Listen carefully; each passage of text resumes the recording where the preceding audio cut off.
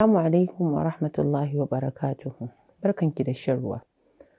Allah maɗaukakin sarki yana cewa allazi khalaqal mauta wal hayata liyabluwakum ayyukum ahsanu amala.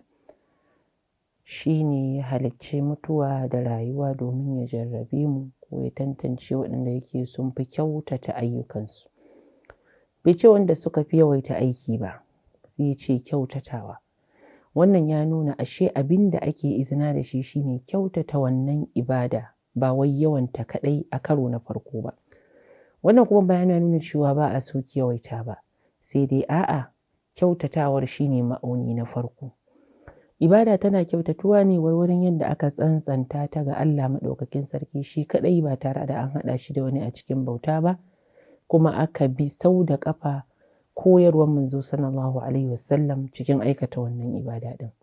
Ya ke ‘yar uwata, kada ki shagaltu da tarin ibadu waɗanda ba su da asali daga fiyayyen halitta sallallahu alaihi wasallam.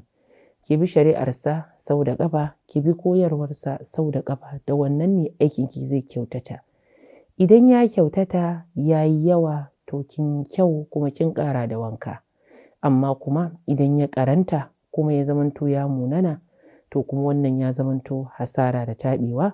Kamar yadda kuma idan ya zamanto ya ƙaranta amma ya kyautata, muna sa miki rai da falalar Allah maɗaukakin sarki. Wassalamu alaikum wa rahmatullahi wa barakatuh.